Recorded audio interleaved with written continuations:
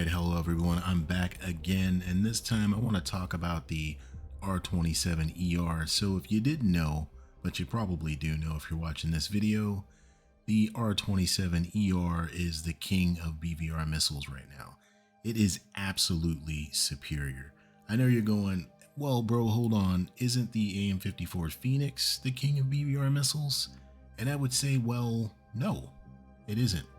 Don't get me wrong though, the F-14 total package is still a beast, but the Phoenix in particular only contributes to the whole. What I mean by that, so the speed of the Tomcat, its AUG-9 radar, its Sparrow missiles, and of course the Phoenixes make the full meal deal that makes the Tomcat formidable. But the R-27ER I think can stand nearly on its own, and here's why. So to put it bluntly, the R-27ER beats every semi-active radar homing missile in the game, and it even beats the active radar homing Phoenix quite handily in some key metrics. The R-27ER comes off the rail and accelerates to 5.8 Mach. So if you're already at say Mach 1 and at pretty good altitude, when you launch that missile it's even more potent. It beats the best Sparrow, which is the M variant, in acceleration and top speed alone, meaning that the R-27ER will reach out and touch you way before that Sparrow you launched ever reached your intended target, assuming you both launched at the same time.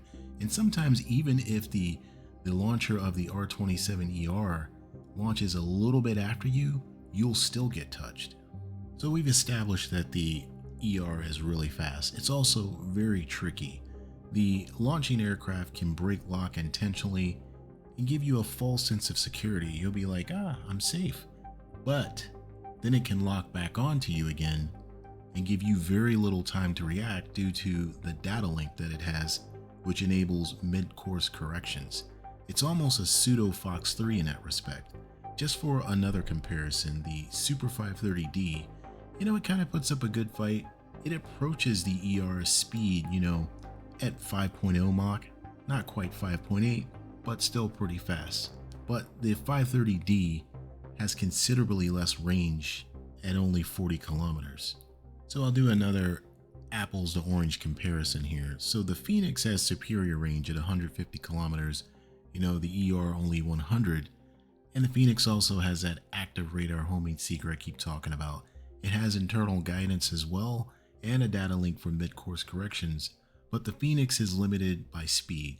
It only gets up to 4.3 Mach and has a 16G overload limit. But the ER is fast, tricky, and maneuverable. It has a 30G overload.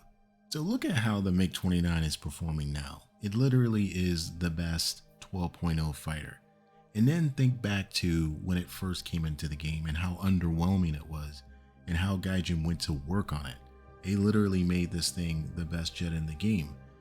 It was underwhelming, but then it got those R-27ERs and it transformed the plane. Frankly, any plane with the R-27ER is going to be transformed. I know I'm supposed to get you that Yak-141 video, and that's coming, but the ERs versus the regular R-27s, it's a night and day change on that plane once you unlock those. So like I was saying, the R-27ER has made the Mig-29 the best plane in the game, along with its other buffs. The Fulcrum now has a better flight model, it's got a better BVR missile, it's got better missile variety, it has better radar modes, it has Twiz where the F-16 radar doesn't have that. And the F-16, it was released with that plane, and it's its chief rival. So I'm not saying that the F-16 with its AIM-7M Sparrow is bad. I mean, I like flying the plane. I'm just saying the Mig-29 with the R-27ER is better. It's at least better in warthunder. It's the better plane right now. So as a consequence of this, I've been seeing a lot of people and hearing a lot of people talking about we need to get the AMRAAM now. I don't know if I agree with that though. And let me give you some context. So I know Gaijin doesn't care about the timeline and years in the game. It's all over the place. But the R-27ER was introduced into service in 1990 and the AM-120A AMRAAM in 1991. And like I said, I know real world timelines don't matter in War Thunder, but I think it's still worth knowing so that we can have some context around when these missiles actually came out and what plane should historically have what. But instead of running forward straight to the AMRAAM, there is another option. It's called the AIM-7P Block 2. So this advanced Sparrow missile, from what I could find, is the last production Sparrow. But it had a different guidance package. It had a rear receiver, which enabled it to have data link so that it could receive mid-course corrections, giving it a core capability similar to the R-27ER. Now, the AIM-7P and its subvariants, the Block 1 and Block 2, were available from about 1987. Somewhere between 1987 and 1990, they got up to the Block 2 variant. So it's applicable for the time frame, even though, like I said, Gaijin doesn't really care about real-world timelines. But the AIM-7P Block 2 is just a modified AIM-7M, so it's not going to help with speed. It's still going to have about a 4.0 Mach speed. I know there's a lot of other missiles I didn't compare, like, the new Skyflash Super Temps. It's got good range at 50 kilometers, but its maximum speed is only 4.4 Mach, and it also is only semi-active radar homing, no data link, no lock-on after launch, no mid-course correction capability. And the ASPID is a little bit faster, at 5.0 Mach.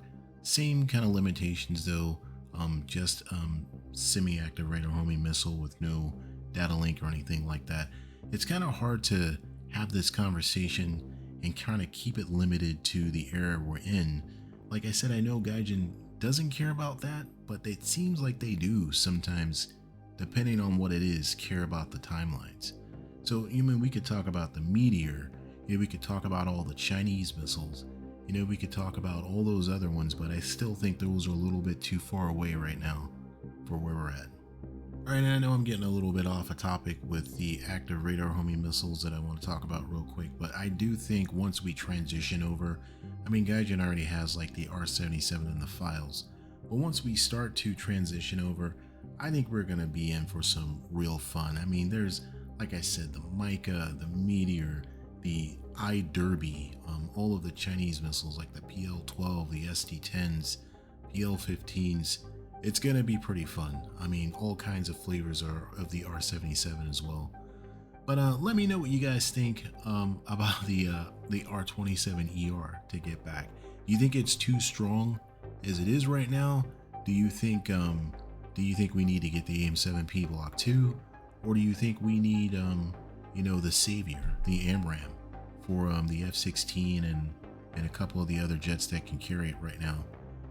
As always, I love to read your comments, and if you're still here listening, thanks for sticking around to the end of the video. It really helps out the algorithm.